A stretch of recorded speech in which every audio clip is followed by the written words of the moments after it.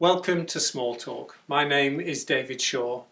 One of my favourite stories about Jesus is sandwiched right in the middle of a longer story. Jesus arrives by boat from across the lake, and there waiting for him is a crowd, and at the forefront of the crowd is the synagogue ruler, a man named Jairus. Jairus is determined to see Jesus, and he pleads with him with a level of urgency because his 12-year-old daughter, his only daughter, is on the verge of death. And there is just enough time for Jesus to get with Jairus back to save his daughter.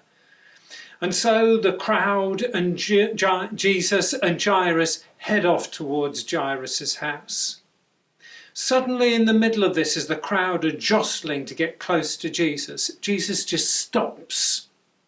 And the crowd and Jairus don't know why, but we, as the readers of the story, are told by Luke that while all this has been going on, a woman who has been suffering from bleeding for 12 years, and I noticed for the first time today, that's the same length of time that Jairus' daughter has been alive.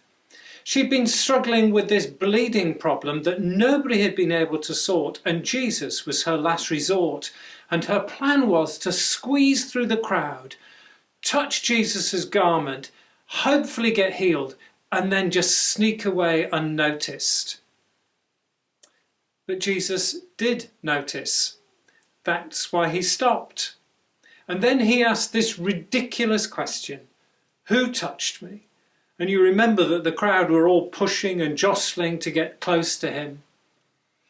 When it became apparent to the woman that she just couldn't sneak away unnoticed, she came to Jesus and she flung herself at the feet of Jesus. And then, and this is the bit in the story that really gets me, then there is this incredible moment where the woman and Jesus just look at one another. We're not told that in the passage, but you just get a sense that it's almost as if there's a circle around the pair of them. Now you can imagine everybody's trying to have a look, and Jairus is tugging at Jesus' arm of his cloak to say, come on, my daughter. But Jesus only at that time has eyes for the woman. And there is this magic moment when the two of them are just so caught up with the attention of the other. I want you to think about how the woman left Jesus the second time as compared to how she left the first time. The first time she left healed of the 12 years of bleeding, healed physically, but she left away, skulking away.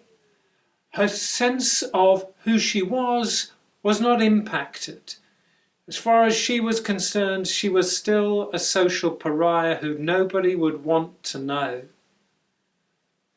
Second time she left not only physically healed, but because of the attention that Jesus was able to give her and gave to her so totally and undividedly, the woman left wholer, more whole, healed in who she was, both mentally and emotionally. Earlier this week, I went to an educational forum where there were three local school leaders, all of whom were Christian. And in an inspirational evening, one of the things they spoke about are the issues to do with mental well-being for some of our children and our young people and the families who are seeking to support them in education. These young people, some of these young people have problems about self-worth because their identity, their self-worth is tied up in what they do, in how they achieve, and not in who they are and how precious they are and valuable in who they are. And these schools that we were listening to on Monday evening were just amazing in the ways that they were seeking to affirm who these young people are in themselves. Despite the time pressures, despite the curriculum pressures, giving to young people that undivided attention that enables them to have a positive self-regard, as a colleague of mine calls it, a sense of their own value, a sense of their own worth. And as they do that, they are acting like Jesus.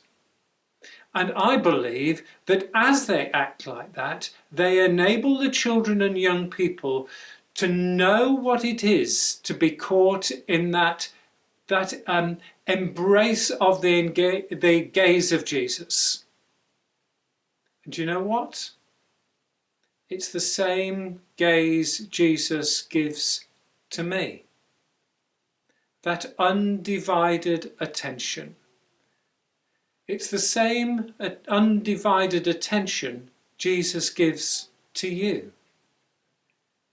May you know that, and in that gaze, know that you are precious in God's eyes, and may that enable you to have a positive self-regard.